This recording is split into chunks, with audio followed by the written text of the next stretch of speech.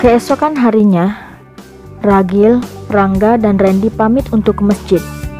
Mereka juga mengatakan tujuan dan kegiatan mereka selama di masjid kepada mamahnya Randy.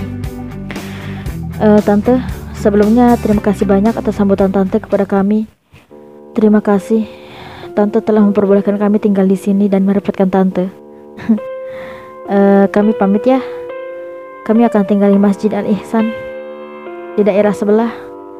Memang agak jauh dari sini, tapi insya Allah kami akan sering ke sini, Tante. Untuk sementara kami akan tinggal di masjid, belajar bersama di sana, ucap Ragil. Iya Tante, terima kasih banyak atas semuanya. Mohon maaf jika kami merepotkan atau ada hal dari kami yang Tante kurang suka. Kami gak akan lupain Tante. Tante adalah orang pertama yang kami kenal di sini, ucap Rangga. Gak salah tuh, nyokap gue yang pertama. Maksudnya Randy dan Tante. Nah gitu dong, jangan pernah melupakan orang ganteng ini. Oh iya mah, Randy juga ikut mereka ya. Hati Randy sakit mah. Semoga aja dengan banyak berkegiatan Randy bisa melupakan rasa sakit Randy karena putus sama Zeni. Izinin Randy ya mah. Randy ingin belajar sama Ragil dan Rangga, ucap Randy. Mamahnya Randy tersenyum. Pergilah nak, Mama tahu kamu anak baik. Mama bersyukur sekali kamu bisa bertemu dengan Ragil dan Rangga. Mama izinin kamu, Papa juga pasti ngizinin. Nanti kalau pulang, Mama langsung bilang ke Papa atas keputusan kamu ini. Belajar yang benar ya, semoga ilmu agama kamu bisa bertambah. Hehe, iya mah. Kalau gitu, kita berangkat ya. Assalamualaikum, ucap mereka bertiga. Waalaikumsalam, jawab mamahnya Randy. Mereka mencium tangan mamahnya Randy. Dengan perasaan haru, mamah Randy melepas mereka. Meski baru 2 hari bertemu dengan Ragil dan Rangga, mamahnya Randy sudah menganggap mereka seperti keluarga. Kebaikan hati dan kehangatan, kehadiran mereka memberi ketenangan dalam rumah lewat sholawat dan ngajinya. Sesampai di masjid, Roni dan Rasya serta Pak Kiai menyambut mereka. Ragil, Rangga, dan Randy mencium tangan Pak Kiai dengan takzim. Lalu mereka salaman ala mereka kepada Roni dan Rasya. Selang beberapa detik, Hanza datang bersama temannya. Melihat temannya Hanza, Rangga terdiam. Tiba-tiba, desiran lembut menyapa hatinya. Astagfirullah. Sebisa mungkin, Rangga menepis rasa yang tiba-tiba hinggap di hatinya. Assalamualaikum, ucap Hanza dan temannya. Waalaikumsalam, jawab Pak Kiai dan mereka yang di sana. Wah, kebetulan banget nih, rame gini seru nih kalau ditemenin bidadari-bidadari surga. Masya Allah, siap Rasya. Roni menyikut tangan Rasya. Canda, siap Rasya. Ya udah yuk, kita ngobrol di dalam saja. Nak Ragil, Nak Rangga, dan Nak Randy, kalian beresin dulu barang-barang kalian. Iya Pak Kiai, terima kasih banyak, ucap mereka. Mereka bertiga pergi ke tempat yang biasa Amir dan Rasya tidur. Kadang Pak Kiai juga ikut tidur di sana. Memang luas, tapi hanya ada 2 kasur. Mereka meletakkan barang-barang mereka. Setelah beres, mereka bergabung ke Pak Kiai dan teman-teman. Saya sudah bingung harus berbuat apa agar warga sekitar sini mau ke masjid untuk sholat, ucap Pak Kiai. Maaf sebelumnya Pak Kiai, apa dari semenjak masjid ini berdiri, warga sekitar benar-benar tidak pernah ada yang sholat di sini? Tanya Ragil. Pak Kiai menarik nafas. Ada, banyak malah. Tapi setelah kejadian 5 tahun silam, warga enggan lagi datang ke masjid. Ragil, Rangga, dan Randy terkejut.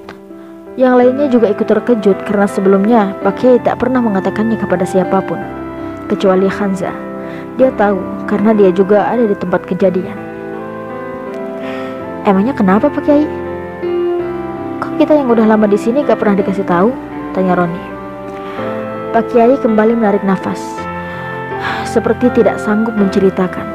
Namun akhirnya penjelasan demi penjelasan terucap dari mulut Pak Kiai. Mendengar penjelasan Pak Kiai, mereka mengerti dan bisa menyimpulkan bahwa 5 tahun lalu masjid ini dibakar oleh orang-orang yang sampai saat ini tidak diketahui identitasnya. Kebakaran itu sungguh besar, hingga beberapa rumah warga juga ikut terbakar.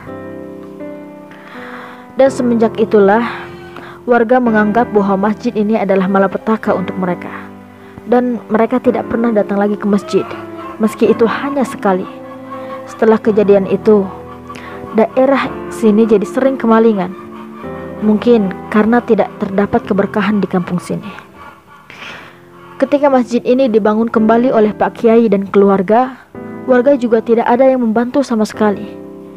Tapi Pak Kiai terus melanjutkan merenovasi masjid agar bisa kembali disolati. Dan hanya Pak Kiai serta keluarga datang ke masjid untuk bersinggah serta memanjatkan doa di rumah Allah. Hingga akhirnya datanglah Roni dan Rasya yang membuat masjid ini semakin terisi, meski hanya mereka-mereka saja. Alasan mereka bertahan karena mereka menemukan ketenangan, dan mereka bisa menjadi pribadi yang lebih baik setelah Pak Kiai memberi arahan pada mereka. Jadi kepo siapa yang bakar di masjid. Kalau gue nemu tuh orang, gue sikat abis dah, ucap Randy. Serius, ucap Ragil dan Rangga bersamaan.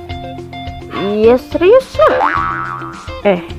Kalian berdua jangan bahas-bahas lagi yang pas gue dipalak. Nanti kan gue bakal belajar bela diri juga sama kalian. Oh, jadi nak Ragil dan Rangga ini bisa bela diri? Tanya Pak Kiai. Pak Kiai, mereka gak tanggung-tanggung. Sekali tinju, preman pada kabur. Luar biasa, ucap Randy. Masya Allah. Randy terlalu berlebihan Pak Kiai. Biasa aja, semuanya atas campur tangan Allah. Kita takkan pernah bisa selamat kalau nggak ada Allah yang jagain, iya kan? Betul sekali. Kalau bisa, kalian ajarkanlah sama yang ada di sini, termasuk Hanza dan Tisa. Kalian juga boleh kalau mau ikut belajar bela diri. Hanza dan Tisa saling memandang, bingung. Wah, boleh juga tuh Pak Kiai. Kayaknya seru. Tisa ikut deh. Biar bisa membasmi cowok-cowok yang bisanya cuma PHP-in cewek aja, ucap Tisa penuh semangat. Shh, kamu tuh ya. Hanza berusaha menenangkan. Kamu ikut juga ya Hanza? Temenin aku. Masa aku sendiri doang sama cowok-cowok? Kan gak nyaman. Itu pandangan Hanza tiba-tiba tertuju pada Ragil. Di saat yang sama, Ragil juga menatapnya. Tak sampai beberapa detik, mereka sama-sama memalingkan pandangannya. Assalamualaikum, ucap satu perempuan yang datang ngos-ngosan ke masjid. Sepertinya dia temannya Hanza dan Tisa. Waalaikumsalam. Mei, kenapa kamu ngos-ngosan begitu? Tanya Pak Kiai. Aduh, Pak Kiai malah nanya lagi. Mei itu habis lari, makanya ngos-ngosan. Capek tahu. Nih si Hanza sama Tisa main tinggal-tinggal aja. Udah tahu ditinggal itu sakit, apalagi ditinggal tanpa kepastian. Sakit banget dah, ucap Mei. Mereka di sana tertawa mendengar ocehan Mei. Ih, kok pada ketawa sih? Kan bener. Iya.